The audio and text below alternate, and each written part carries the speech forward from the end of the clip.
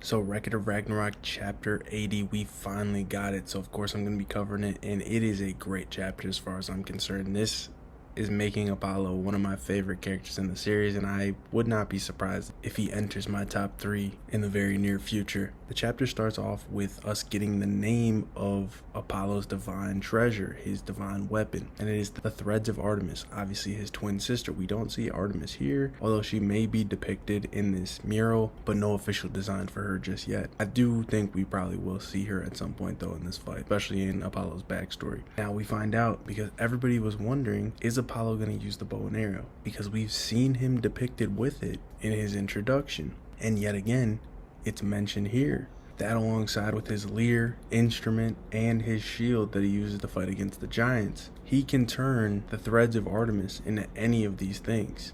So that opens the door for the bow and arrow to make an appearance later on in this fight. We end up seeing the repercussions of the final attack that ended last chapter, where Leonidas seemingly drew blood from Apollo and landed the first hit. And these panels just are beautiful, emphasizing the impact of the strike, right? The crowd was going crazy. Apollo's ladies were not happy to see this. And it even looks like Apollo spits up some blood here. But what we see is that Apollo still lands on his feet. He just flips in the air, lands on his feet. But Leonidas is not trying to let him off the hook. He's going right away with a follow-up attack where he spikes the yo-yo type weapon into the ground, rips up the ground, and throws it back at Apollo once again as he yells out, "You shitty god." Now we see that this time Apollo dodges it instead of trying to take the attack head on, so potentially a little bit humbled here. But in the same vein, he's dodging, posing, not viewing Leonidas as a true threat, even after taking that hit. Heimdall emphasizes that he dodged beautifully. And wasn't he damaged just a second ago? And at this point, we cut to Hilda and Goal, who Goal, as usual, is confused on what's going on. She's like,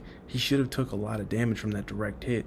How is he still so full of life like this? Also, what is that thing? It seems like Apollo's hands are sparkling and shining. We see that Hilda once again has the inside information, where she says those are Lord Apollo's sacred treasures, the threads of Artemis. If you guys are enjoying this video and want to see more Record of Ragnarok content, make sure to hit that subscribe button and also drop a like. It really helps the channel and I appreciate it. So we see that his divine treasure is indeed tied to his gloves, but it's mainly the threads, and these threads serve as a medium for him to manipulate light, as these strings are strings of light and they can transform into anything he so chooses. I personally think this is great. This is like the first time we're actually going to get to see a Greek god use some of their supernatural abilities.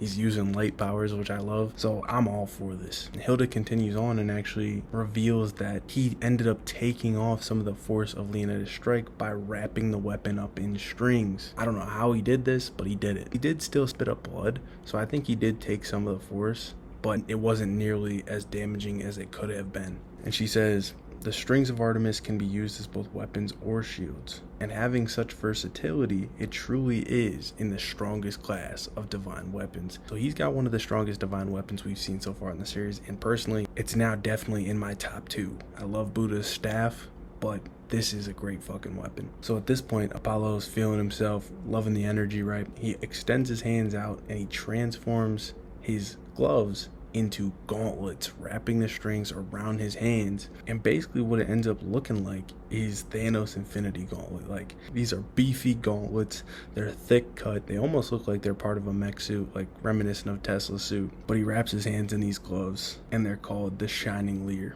Now, the reason for this is because, if you guys did not know beforehand, and actually I'm just learning about this too, Apollo is actually the god of boxing. So he's turned these gauntlets into his new makeshift boxing gloves. And we are going to get to see his boxing capabilities on full display here. So in this instance, right, Leonidas is acknowledging that those strings stopped his attack, right? But he also goes and grabs yet another cigar. If you guys have not seen this video, I talked about what I think the cigar may end up being. Now, it doesn't look like they are his Volund in the end, but they still could be tied to his innate ability, and obviously with continued emphasis, as we're going to see as this chapter progresses, they are important. Leonidas says he's getting pretty annoying, plus he's so bright it's even hurting my eyes. You're always getting on my nerves, sun god. And he goes to attack him again with the shield, a barrage of thrusts with the shield, reverting it back to its original form, and he screams out, "I will be the one to break you apart." In this instance, we get a very impressive showing from Apollo, just dodging with multiple after images, something synonymous with Record of Ragnarok. We've seen a ton of fighters do this. Shiva, Tesla, Poseidon, etc.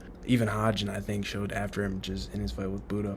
But Apollo, dodging all of Leonidas' shield strikes, looking completely confident, unfazed, and unimpressed with Leonidas. We see that he's able to dodge all this unscathed, and Zeus actually goes on to mention, yeah, he is indeed the god of boxing. His footwork is second to none. I love this. Being a fighter myself, I'd love to see they're actually going to use his boxing fighting style here. Zeus goes on to say, the human's attack is amazing nonetheless, and it would be foolish to take it again head on. And Ares says, yeah, even with the strings, he wasn't able to completely block it. So he did take some damage from that, but it just obviously wasn't on the scale we previously thought. That also could be the aura that was on the shield. We had originally thought that might have been coming from Leonidas, but now it looks like it was probably just the light strings melting around the weapon. Hermes actually goes so far as to mock Leonidas here. He says, don't stand in front of Sparta, talking about what Leonidas said at the end of last chapter. He says Leonidas was the one who said that, but now will Leonidas even be able to touch him? And this is actually perfect because a common saying in boxing is don't stand right in front of him. Don't let him punch you, right? And Apollo being a boxer here, he fights with that hit, don't get hit style. He doesn't stand right in front of his opponent. So again, loving this. We see more sequences of Apollo dodging. We see another emphasis on the cigar where Leonidas puffs out the smoke in conjunction with his shield thrust. We see that once again Apollo is just too fast. He closed the distance real quick and lands a huge monstrous punch on Leonidas, crumpling his face. Leonidas blows out an enormous amount of smoke, so he might be setting something up here with that. But this is actually such a sick fucking sequence from Leonidas here. As Leonidas gets punched, right, he catches the chain of the yo-yo weapon with his foot to stop its momentum and kicks it back and misses Apollo by the skin of his teeth, bro. Like, this was sweet. It was a damn innovative technique. Leonidas adapted and almost caught him. Apollo acknowledges how durable Leonidas is, especially for a human. And at this point, Leonidas spits out blood, so now we've seen both of them have been damaged. He says, how about being a little more humble, you shitty god? And again, tries to attack to no avail. Gets caught with another sweet counter punch. And we see once again, they've done this before in Record of Ragnarok. They reference Muhammad Ali. They're like, float like a butterfly, sting like a bee. And Apollo is lighting up Leonidas at this point. And they make mention he's outboxing him, like period, point blank. He's hitting, he's not getting hit, he's outpointing him, right? But this ain't a point fight, right? This is a fight to the death. So the crowd, especially Leonidas' side of the crowd, is saying, he's a wimp, bro. He's frightened, scared. He's running scared.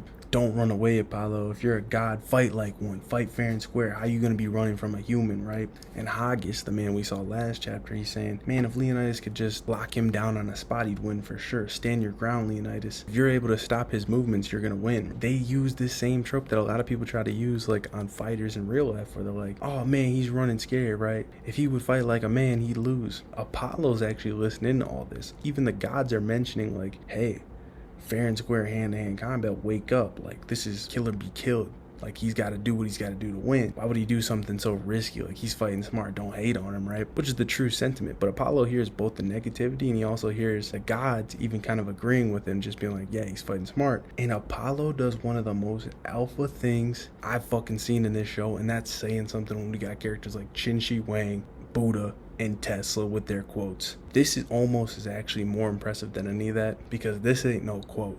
This is all action. He does this shit with deeds. You see on panel here a barrage of different things all fluttering into Apollo's mind. He's hearing the entire crowd, bro. He's a showman, right? And what he decides to do is, because they said he's scared to fight head to head, he whips out the strings again, draws a line in the damn sand, in the damn arena, right? Straight forward, straight back. Him and Leonidas in the center, and he says, seems like the ring is too wide. This is just right for you and me, don't you think? Fitting of such a mighty person such as myself. The crowd is stunned. Not another peep from their mouths. Even Leonidas, like, he's taking this as straight disrespect. He's like, what are you planning? You really gonna patronize me like this? Like, you really think you like that? And Apollo, another cold ass quote, says, what are you planning? Such a silly question. Everyone is looking forward to this fight, right? You're good at your own game, and I'll defeat you at it.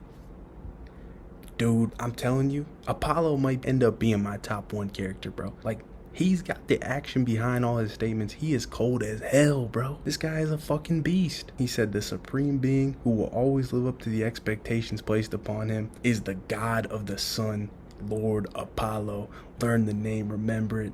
I'm here, what's up? Now, of course, this could end up being his undoing. trying to play into his ego too much, trying to play to Leonidas' strengths and beat him at his own game. But I can't help but love this. This reminds me of John Jones, if you guys watch MMA. John Jones, he's like the greatest fighter of all time. He decided in a lot of his fights in his prime that he was going to beat the guys he was fighting, the killers, the murderers row, with their own game. The things that they were best at, he tried beating them at, and he succeeded. And it reminds me of that. John's my favorite fighter. Apollo reminds me of him. I'm actually Team Apollo, guys. I'm Team Apollo at this point, bro. He's so cold. And honestly, like, he's just that dude. He's him. Period, point blank, man. So tell me what you guys think of the chapter. Are you liking Apollo? I am. His divine weapon's also fucking great. The sky's the limit for what they can do with it. And the fact that he's pulling up on Leonidas like this, I ain't seen nothing colder, bro. As always, make sure you guys subscribe to the channel, drop a like, share it with a friend, and I will see you guys in the next one. Peace. She don't do it with no hands, she a master. If they question how I get it, I got answers. Like, what she got me tripping like